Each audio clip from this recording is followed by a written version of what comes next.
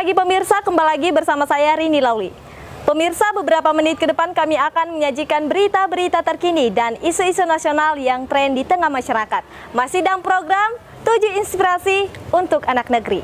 Pemirsa, sejumlah isu kelangkaan minyak goreng di Kabupaten Simalungun dan daerah yang beririsan langsung dengan kawasan ekonomi khusus Semangke mendapat perhatian serius dari Komisi B DPRD Sumatera Utara. Kunjungan kerja DPRD Sumatera Utara yang dipimpin langsung Gusmiadi, politisi Partai Gerindra, daerah pemilihan 10 Siantar Simalungun, Jumat 29 September 2023, merespon langsung terhadap isu yang saat ini berkembang di tengah-tengah masyarakat agar tidak terjadi panic buying. Pasalnya beberapa kali melakukan survei ke beberapa tempat atau grosir.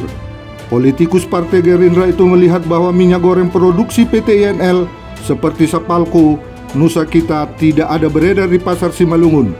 Untuk mengantisipasi ketika ada berita kelangkaan minyak goreng, dikhawatirkan masyarakat dapat terpancing dan melakukan hal-hal di luar kewajaran. Komisi B DPRD Sumatera Utara bersama Komisaris Utama Amran Sinaga, Dirut Operasional Wis Pramono, dan pimpinan manajemen PT INL lainnya, serta Disperindak Provinsi Sumatera Utara pada saat pemaparan dan sharing session hasil produksi PT INL dan distribusi minyak goreng premium Sapalko, Nusa Kita, serta CSR perusahaan tersebut terhadap lingkungan dan masyarakat Simalungun khususnya. Ternyata dalam pemaparan yang disampaikan manajemen PT INL di hadapan Komisi B mengakui kondisi dan isu yang sebelumnya telah disampaikan untuk distribusi produksi minyak goreng PT INL, bahwa minyak goreng premium Sapalko untuk Kabupaten Simalungun dan Pematang Siantar serta daerah yang beririsan dengan Semangke masih terbatas. Saya minta pemerintah melalui Disperindak Sumatera Utara untuk bisa memeriksa satu persatu distribusi minyak goreng Sapalko dan hasil produksi lainnya PT INL dan subsidi minyak kita pendistribusiannya ke masyarakat. Kalau secara produksi, kata Gusmiadi, seharusnya minyak goreng hasil produksi PT INL dengan kapasitas 2.200 ton per hari ini cukup dipasarkan terkhusus di Simalungun. Namun sangat disayangkan, masyarakat Simalungun tidak menikmati hasil produksi lokal yang bahan bakunya sebagian besar dari tanah Simalungun, serta pabrik pengolahannya berada di kawasan Simalungun. Hasilnya tidak dinikmati oleh masyarakat Simalungun. Secara tidak sadar akan terjadi panic buying apabila terjadi kelangkaan minyak goreng di Simalungun, katanya. Saya tanya tadi itu, kita punya produknya INL enggak? Kalau saya ingin menegasikan minyak kita ya Pak, karena itu penugasan. Enggak ada produknya. Ini sekarang ada 6 grosir di kawasan perdagangan bandar. Kita cek juga enggak punya itu. Kemudian menjadi menarik ketika dilakukan pasar murah tadi misalnya di beberapa titik itu. Ibu-ibu dinyatakan senang mendapatkan produk yang gampang ditemui gitu.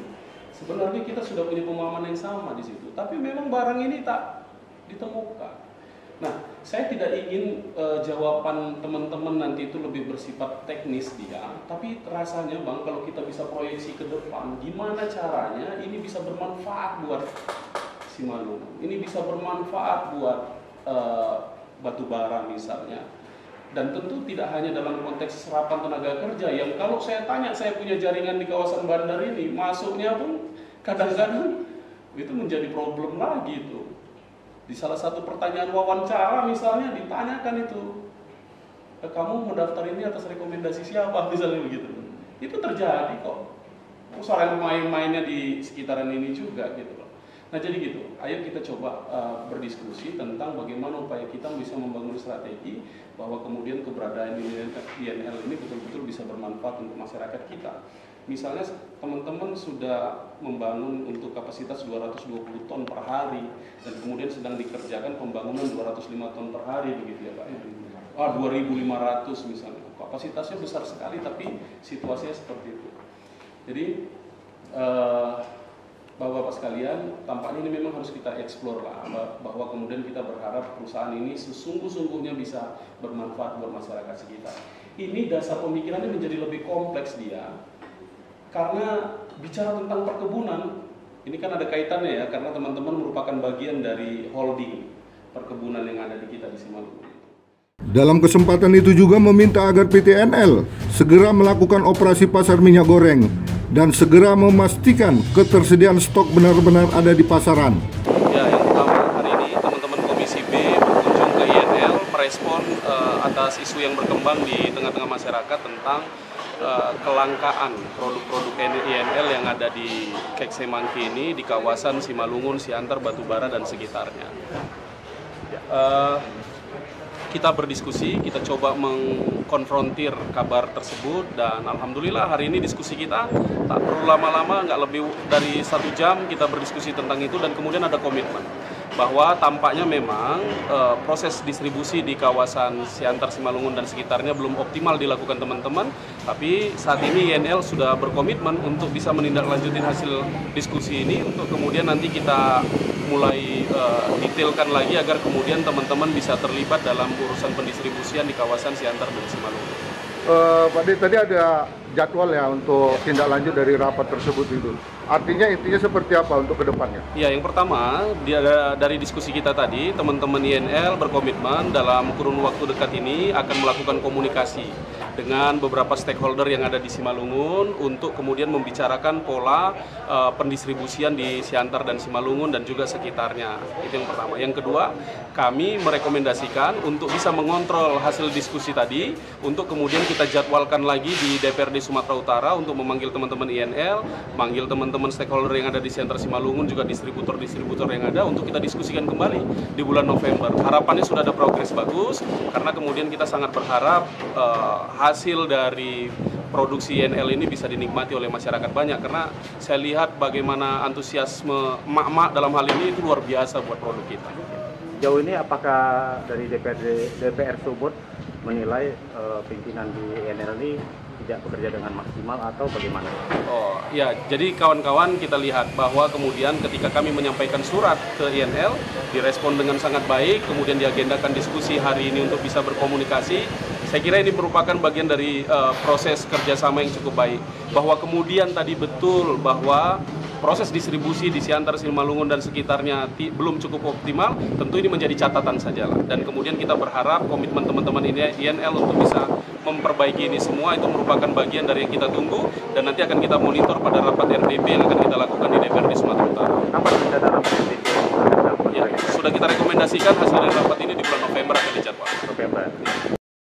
Jangan hanya by data saja. Kalau data segini tapi rel di lapangan malah sebaliknya, kasihan masyarakat. Saluran distribusinya diperiksa, distribusi dari produsen sampai pasaran dimonitor. Benar-benar periksa stoknya di lapangan. Apakah barang ini memang langka dan mahal?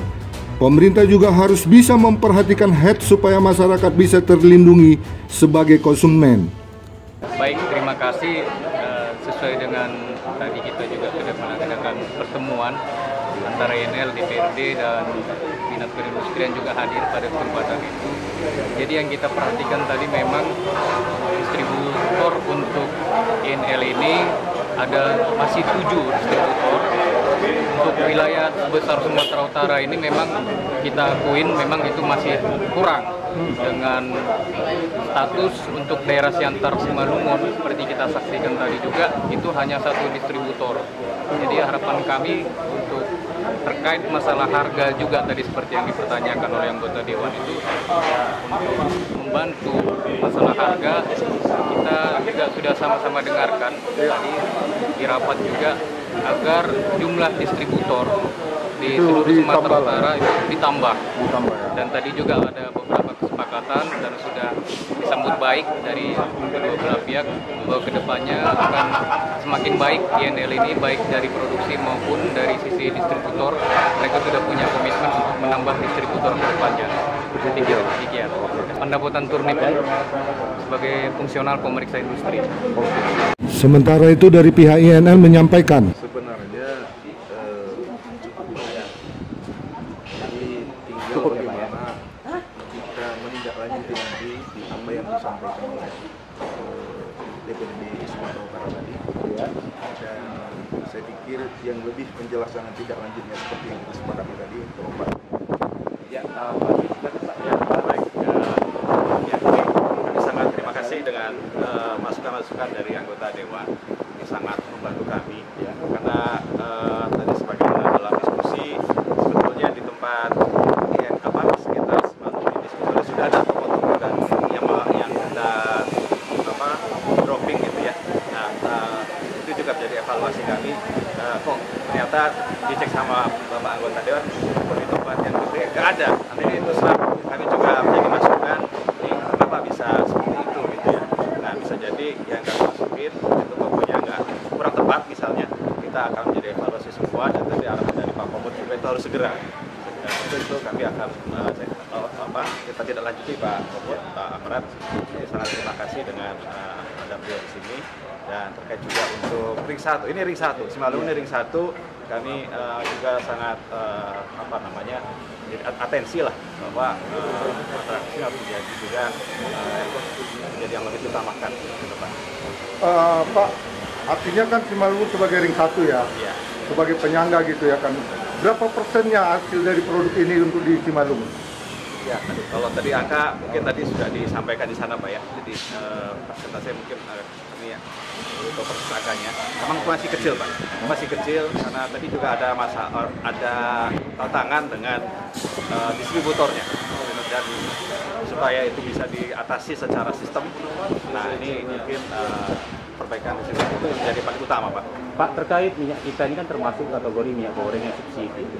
Jauh ini bagaimana pengertian subsidi atau implementasi subsidi yang dilakukan ini kepada biar masyarakat dapat menikmati subsidi benarnya? Terima kasih. Jadi minyak kita ini kan sebetulnya minyak yang memang dipersiapkan untuk memenuhi kebutuhan masyarakat. Ya. Jadi inilah peran pemerintah kepada INL untuk bisa memenuhi kebutuhan. Jadi kalau ditanya subsidi, tentunya ada prosedur secara administrasi dari INL ke pemerintah. Yang pasti kita memenuhi kebutuhan minyak goreng dengan harga yang terjangkau yang ditetapkan oleh pemerintah. Namun sampai saat ini INL mengakui fungsinya untuk di Kabupaten Simalungun yang sangat minim gitu Pak ya, atau merata gitu ya. Artinya berapa persen gitu Pak? Jadi gini, kalau kita melihat angka yang dipaparkan tadi, yang tertinggi, artinya minyak kita, artinya INL itu mempunyai peran memenuhi kebutuhan masyarakat. Jadi kalau tiga brand yang lainnya kan kita INL itu kan di atas dari minyak kita. Artinya INL ini menyesuaikan dengan arahan yang disampaikan kepada kita untuk memenuhi dengan arahan pemerintah untuk kebutuhan masyarakat. Maka itu menjadi prioritas. Kalau ditanya berapa persen, kita tidak bisa menyatakan angka Pak, tetapi target yang disampaikan tadi sesuai dengan arahan DPRD Provinsi Sumatera Utara dan Pak Komit tadi jadi tegas, kita diberi waktu untuk menyelesaikan, apalagi dijadwalkan November akan RDP ya. Jadi kita harapkan November ini sesuai dengan harapan dari DPRD kita sudah bisa memenuhi khususnya di Kabupaten Simalungun. Dari Kabupaten Simalungun, Sumatera Utara, Tim Liputan Mona Lisa TV mengabarkan.